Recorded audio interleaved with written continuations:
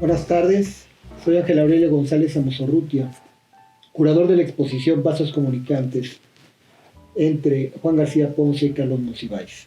Es un privilegio para mí encontrarme con el maestro Adolfo Castañón, admirado y querido amigo, que nos recibe en la biblioteca de su casa para entrevistarlo precisamente sobre esta exposición debido a la trascendencia de su obra literaria y al conocimiento erudito, pero sobre todo afectivo con ambos personajes. Maestro, muchas gracias por recibirnos. Gracias, Ángel Aurelio. Bueno, soy Adolfo Castañón, nombre completo Jesús Adolfo Castañón Morán. Nací en la Ciudad de México el 8 de agosto de 1952 y pues doy con mucho gusto este testimonio sobre un escritor nacido en Mérida el 22 de septiembre de 1932, que es Juan García Ponce, y otro nacido en México el 4 de mayo de 1938, que es Carlos Monsiváis, con quienes pues tuve lazos amistosos y afectivos a lo largo de los años, y pues me da mucho gusto que se haga esta exposición. De hecho, Carlos Monsiváis y Juan se conocen antes del 68, coinciden en la Revista Mexicana de Literatura, pero es en el 68 que hemos tomado como punto de inicio de la exposición, porque es un año toral, es un año de una revolución de las ideas, es una ruptura del orden institucional, es la participación de Juan García Ponce y de Carlos Monsiváis en la revista Siempre, la redacción de manifiestos del movimiento estudiantil, y la parte, digamos, de traducción de Eros y Civilización y el hombre unidimensional que realiza Juan sobre Herbert Marcuse. ¿Qué nos puede decir de este momento histórico, maestro, 1968, con ambos personajes? Bueno, yo primero añadiría que además de la Revista Mexicana de Literatura estaba la revista de la universidad, y que también en ese contexto se conocieron, y de hecho colaboraron ambos en esa revista que dirige Jaime García Terrés. Juan colaboró mucho en esa revista y también en la Revista Mexicana de Literatura, y creo que Carlos no colaboró tanto en la Revista Mexicana de Literatura, aunque anduvo por ahí. Bueno, 1968 es un momento en el cual confluye, digamos, se desenlaza lo que venía acumulándose como experiencia intelectual y cultural en los años 60. Toda la pintura de la ruptura viene un poco de antes, ¿no? Y es también el momento en el cual, en términos, vamos a decir, políticos o urbanos, la Ciudad de México llega a una crisis en su modelo, el modelo de la Ciudad de México en términos de su gobernabilidad. Hablo de las instituciones específicamente policíacas y de seguridad, se ven sobrepasadas por el crecimiento. Esto lo ha documentado alguna estudiosa norteamericana que habla precisamente de este tema, que fascinaba mucho a Carlos Monsiváis, y por supuesto que también era al cual no era ajeno Juan. Juan era, por otra parte, un escritor al que le interesaba no solo la literatura creativa, sino también el pensamiento y la filosofía, y no es en vano que él haya sido el traductor de estos dos libros importantes que ha citado: El hombre unidimensional de Herbert Marcuse, que es un libro en el que desemboca la corriente crítica de la Escuela de Frankfurt. Entonces, que viene desde los años anteriores a la guerra, a la Segunda Guerra Mundial, en el cual están presentes autores como Max Horkheimer, Theodor W. Adorno, y por otra parte está el otro libro que usted ha mencionado, que es Eros y Tánatos, de Norman O. Brown, que es un libro profundamente renovador que tiene que ver con la lectura, digamos, del psicoanálisis y el marxismo. Norman O. Brown, a su vez, es un autor enormemente importante más allá de ese libro, que ese libro es importantísimo, porque Norman O. Brown había publicado años antes, en la editorial sudamericana, un libro que se llamó El cuerpo del amor, Love's Body. Y en ese libro del cuerpo del amor nos vamos a encontrar, que es un libro hecho de fragmentos, nos vamos a encontrar con que Norman O. Brown cita poemas de Octavio Paz. No en balde, entonces, Norman O. Brown será uno de los primeros autores que se publiquen en la revista Plural. Bueno, y Eros y Civilización.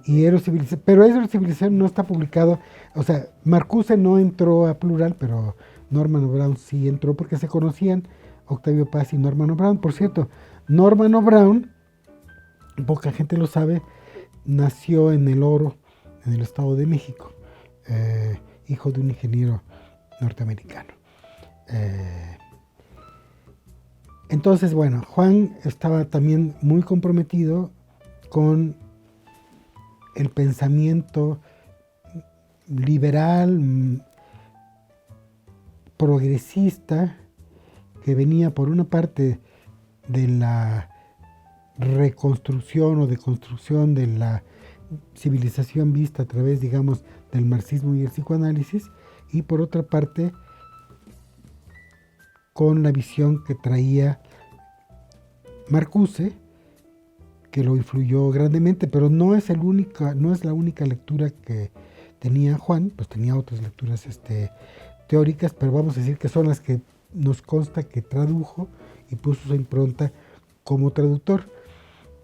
En contraste, podemos decir que Carlos Monsiváis no tradujo ningún libro importante como libro, pero Monsiváis en Días de Guardar es el traductor, adaptador y coreógrafo de un libro, de un poema muy importante que es El grito, The Howl, de Allen Ginsberg,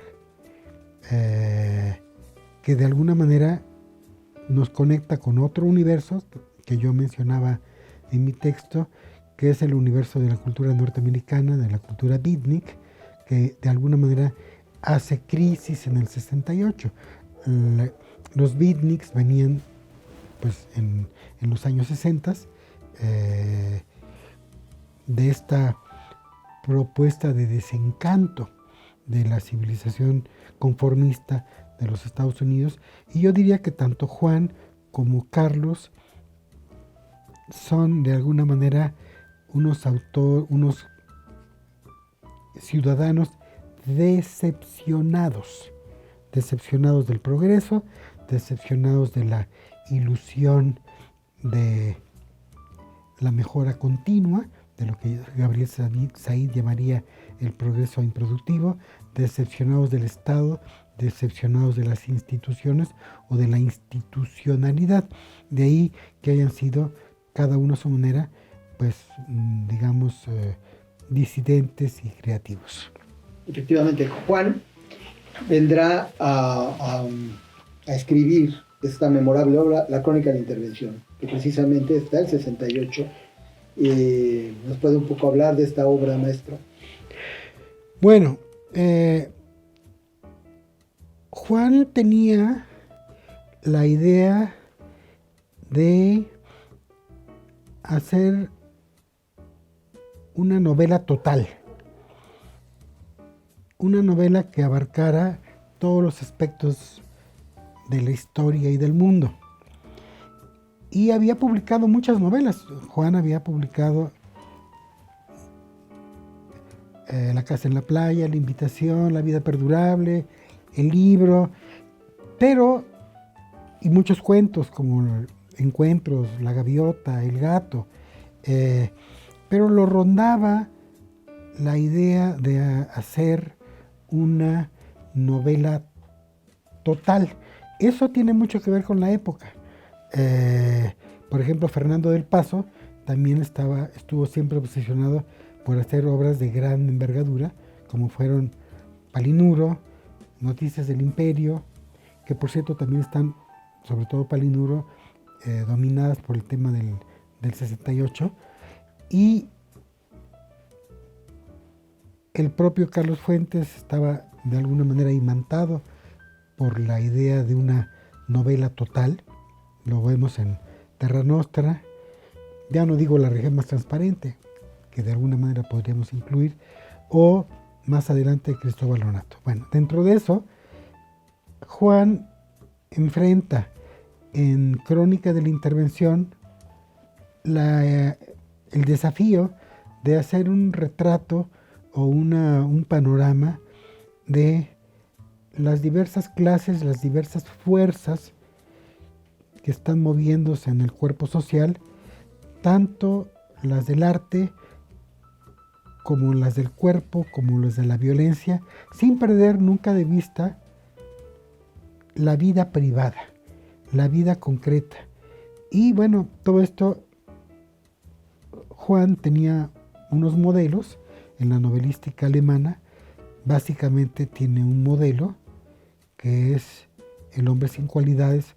Juan de alguna manera está iluminado, por así decir, por el ejemplo de Robert Musil, que es uno de los paradigmas que guió a Juan García Ponce en su labor de comprensión del mundo a través de la escritura de la novela.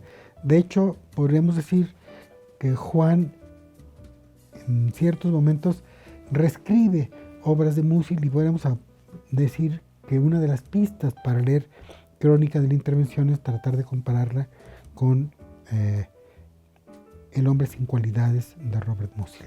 De hecho, Juan tiene un libro, El reino milenario, sobre Musil, y el otro que está atrás, otro novelista muy importante que tiene que ver con esta obsesión de una novela que sea capaz de medirse con la historia, es Thomas Mann, autor enormemente influyente en la época y para Juan decisivo. Y ese Thomas Mann de Los Buddenbrook, La montaña mágica, El doctor Faustus, de alguna manera envuelven la creatividad o la vocación de Juan, y creo que en particular el doctor Faustus de Thomas Mann nos da una clave para pensar la figura del artista como un ser que tiene un pacto secreto, vamos a decir diabólico, con la creatividad. Y ahí ya me gustaría regresar al paralelo entre Carlos Monsiváis y Juan García Ponce a partir de la reconstrucción de unos ciertos pactos subterráneos. Esta correspondencia que existe entre Carlos Monsiváis y el propio Juan, y también es muy influenciable, digamos, Jerzy Klosowski. Jerzy Klosowski en la obra de Juan fue decisiva. Lo vemos en su novela, lo vemos en varios ensayos que realiza. Está también la novela La invitación, que versa también en el ambiente de 1968, maestro. Sí, bueno, a ver, me voy al tema de Pierre Klosowski.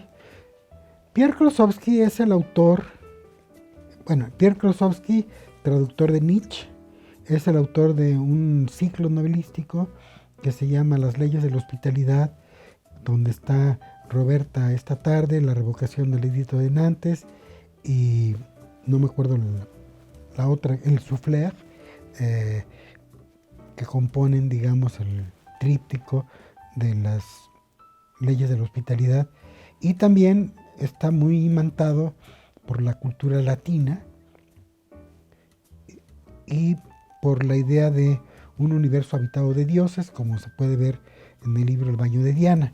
Klosowski a su vez era muy amigo de un escritor que fue muy influyente en Juan, que es Maurice Blanchot, que tiene un libro definitivo que Juan citaba, que es El espacio literario, y una de las figuras con las que dialoga Blanchot a lo largo de toda su obra es Franz Kafka, otro de los autores que están, digamos, en el universo de Juan, y justamente yo creo que es Franz Kafka uno de los autores que más influyeron en la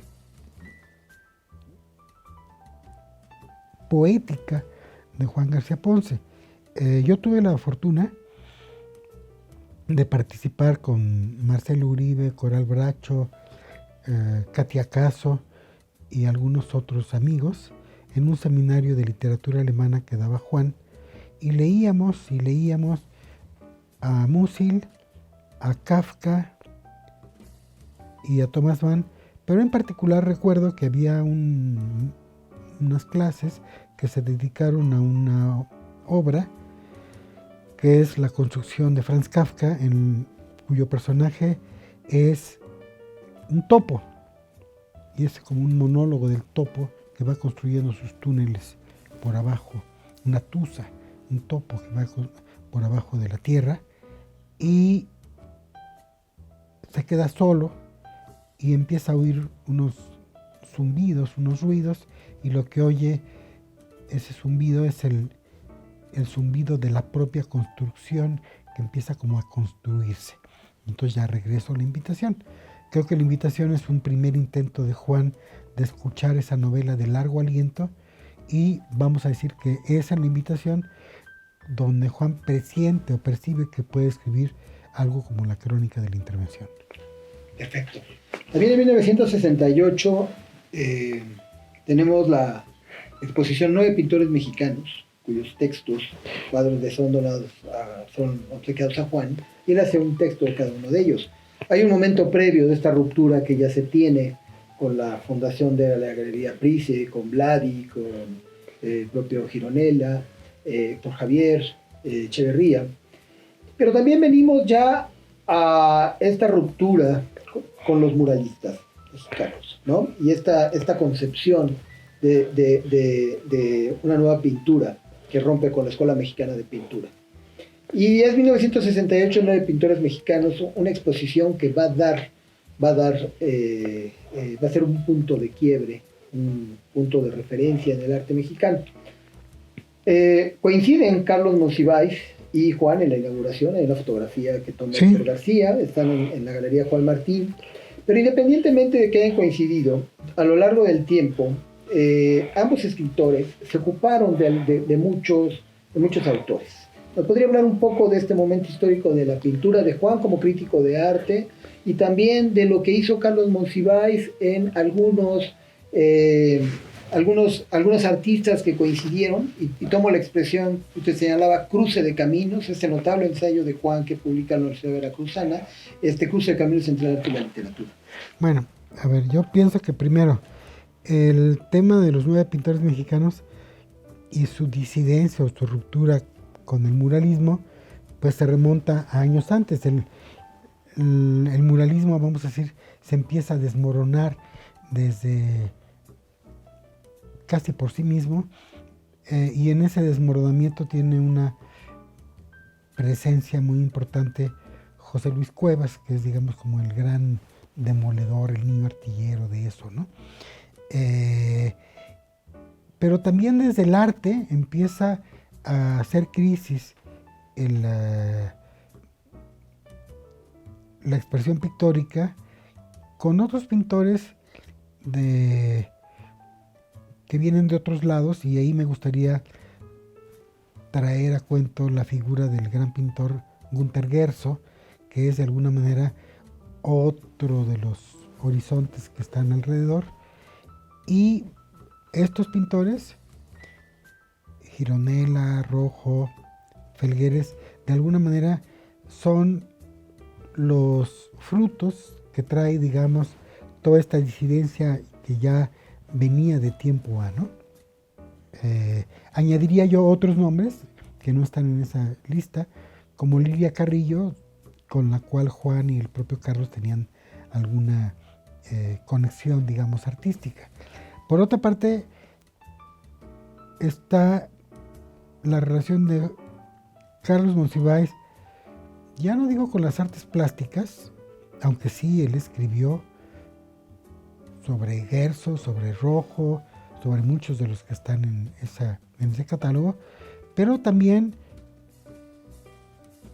en un género menor, que es el género de la caricatura, el género del cartoon, de los dibujantes. Entonces añadiría yo otros nombres, como pueden ser el de Rogelio Naranjo, con el cual Carlos tuvo una incluso conexión laboral, vamos a decir, trabajaban juntos proponiéndose temas.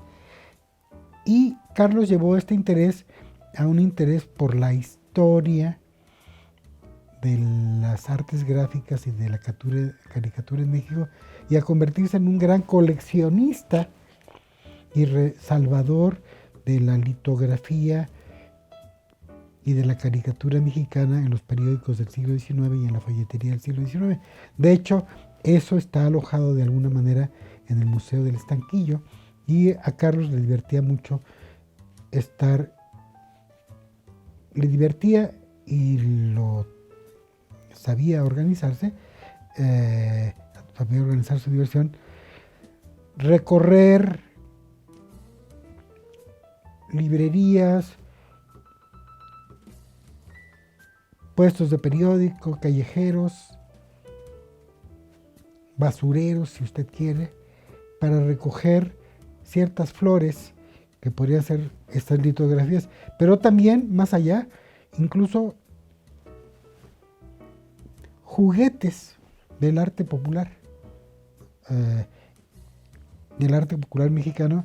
Carlos Monsiváis, en el fondo, también era un niño, igual que en cierto modo Juan podía ser un niño o una persona que estaba muy, digamos, dominada por una mirada que podríamos decir de la inocencia, ¿no? Entonces, ambos se dan la mano en el tema de la inocencia. Entonces, resulta que el 68 nos lleva, después de sus infiernos, a un reencuentro con los momentos de la inocencia en el arte y en la memoria, porque finalmente el rescate de todos estos espléndidos tesoros que son las colecciones del Estanquillo, a lo que nos remiten es a la edad de la inocencia del ser humano, que muy bien vio Walter Benjamin, cómo esta inocencia se transmuta o se transporta en una inocencia vulnerada por el capitalismo. Pero bueno, ese es otro tema. Esta generación tan notable, esta relación entre escritores, entre artistas,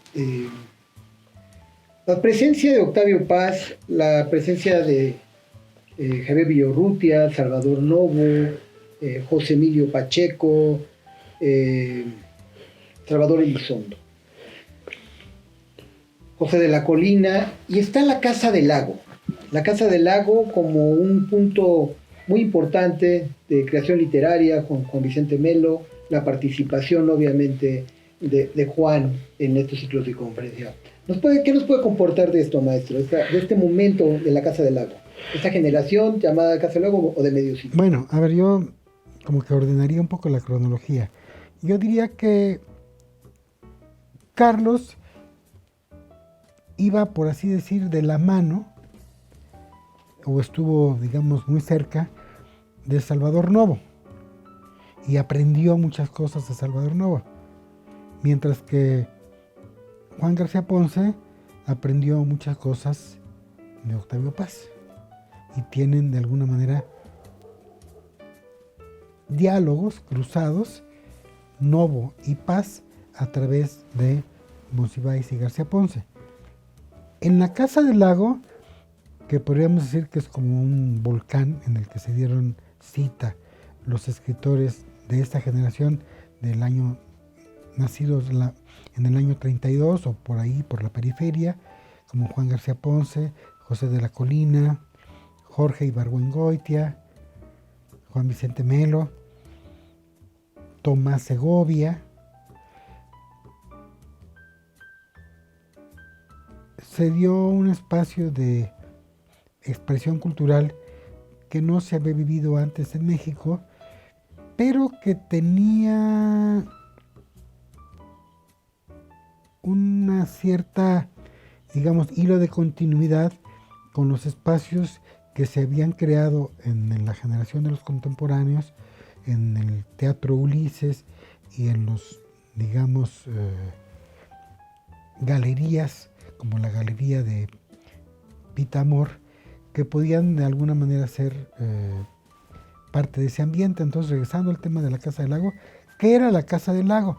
La Casa del Lago era un palacio encantado donde había teatro, literatura, ajedrez, y hay una figura muy importante que no he mencionado, que es la de Juan José Arreola, que podríamos decir que es como una especie de Octavio Paz que apostó a la dispersión, y en ese sentido hay una correspondencia entre Arreola y Monsiváis, que Arreola apostó a la oralidad y en cierto modo también Carlos Monsiváis apostó a la oralidad.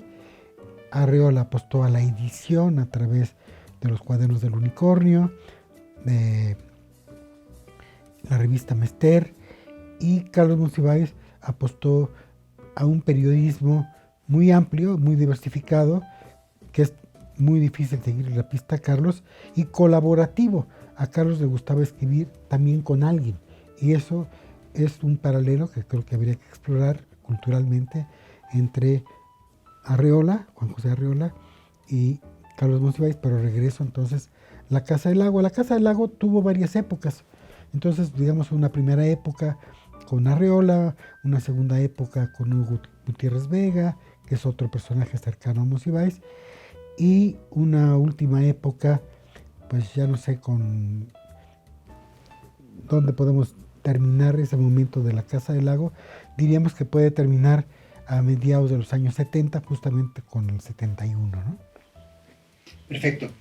Hay una novela que es Pasado Presente de Juan García Ponce, que es una novela que va precisamente evocando todo este ambiente desde la llegada de Juan de Mérida y retrata a todos estos personajes que usted ha señalado. A usted, en el Fondo de Cultura Económica, como gerente editorial, le tocó revisar y trabajar no solamente estas novelas que ha citado, sino las obras reunidas de Juan García Ponce. ¿Puede hablar un poco de Pasado Presente, maestro? ¿Es importante? Bueno, Pasado Presente es una novela donde Juan jugó a retratar, parodiar, poner en la tercera o cuarta dimensión de la literatura a su mundo, a sus fiestas, a sus amigos, a sus novias, a sus encuentros, y pues es un libro enormemente lúdico, diría yo, juguetón, y pues donde está la huella del erotismo, obviamente, y también la huella de este tour de force, que quiere decir ver al mundo a través de un espejo, que es el espejo de la parodia, el espejo de la burla y también de la comprensión. Y en ese sentido creo que un desafío que tendría la Academia Mexicana, la universidad, sería hacer una edición anotada de ver quién es el who is who de Pasado Presente, que sería interesante, cosa que no se puede hacer con otras novelas de Juan. En Inmaculada ya no se puede hacer eso, pero en Pasado Presente sí podría uno decir, pues este es Elizondo, este es Rafael Segovia, este es Alejandro Rossi, este es Octavio Paz, este es Cuevas, este es Felgueres, este es Uranga, otro personaje que anda por ahí, que pudiera resultar importante citar esto, pero bueno, no perteneció a la Casa del Lago, pero no dejo de mencionarlo. No dejo de mencionarlo, sí. Juan García Ponce, como crítico de arte, no tenía solo una versión erudita del mismo, tenía el privilegio de la mirada e influyó también en otros artistas como Maestro Macotela, los hermanos Castro Leñero. Es decir, si estamos hablando de la crítica de arte, ya para ir cerrando, está Tere del Conde, Berta Taracena, pero la mirada de Juan es una mirada de crítica de arte desde la literatura, desde su visión de observar y su palabra. ¿Qué trascendencia cree que usted tuvo como crítico de arte para ir cerrando esta parte de la entrevista? Bueno, a ver, los autores que ha mencionado de crítica de arte, a los que se pueden añadir otros, vamos a decir que son autores más académicos. Y Juan es un autor que apuesta en cierto modo por la elaboración de un pensamiento crítico a partir de la contemplación. Y creo que lo que es distintivo en su ejercicio crítico es esta idea no de fantasear, sino de, si me permite la palabra, filosofar o hacer pensamiento a partir de la expresión pictórica. Y esto tuvo de alguna manera pues gran resonancia en el medio. Y yo me gustaría comparar la crítica de Juan García Ponce, la crítica pictórica, no con la crítica, digamos, de un Luis Cardosa y Aragón, sino con la crítica de otro escritor español, que es José Moreno Villa, que a su vez era pintor y era escritor, que también fue muy influyente en el momento. Entonces, Juan también podemos decir que estaba escribiendo contra otros críticos. Por ejemplo, Raquel Tibol, que es una crítica muy respetable con sus ideas, y yo creo que muy militantes. Entonces yo creo que muchas veces Juan, y no solo Juan, el propio Octavio Paz, podrían haber estado, digamos, escribiendo a contraluz de lo que decía doña Raquel Tibol, y creo que eso es muy visible, y también sería muy interesante tratar de hacer una reconstrucción de la discusión en torno al hecho pictórico a partir de las distintas militancias y de las distintas doctrinas. Entonces, Juan, por eso mencionaba yo en mi texto a una crítica de arte que creo que tiene mucha parentesco con Juan García Ponce, que es Marta Traba. Creo que la aproximación que hace Marta Traba de leerle el pensamiento a los pintores o leer su pensamiento es algo muy parecido, o es algo que tiene cierta afinidad con el ejercicio pictórico, con el ejercicio de crítica de artes plásticas que hace Juan García Ponce.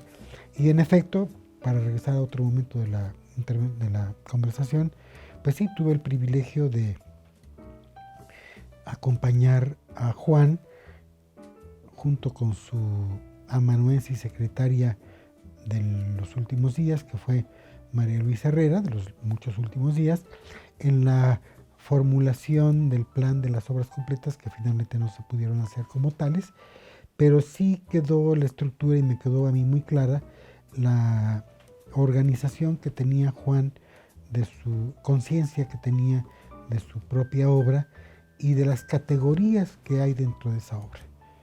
La narrativa, las novelas largas, las novelas cortas, el ensayo literario, el ensayo de artes plásticas, estas prosas que no hemos hablado de estos libros, como el de anexas, ¿cómo se llama ese? Lugares, encuentros y anexas, que son cruces, que son textos que cruzan de alguna manera la obra novelística en pasado y presente. O sea, podemos anotar pasado y presente con algunos de los textos derivados de ese. Quedaron muchas novelas. Digo, no podemos mencionarlas de todas. Los cuentos del gato, en fin, su obra es muy vasta. Sí, pero bueno, hay una relación de vasos comunicantes muy fuerte, poderosa, en la obra de Juan García Ponce, que tiene, vamos a decir, una unidad orgánica. Creo que también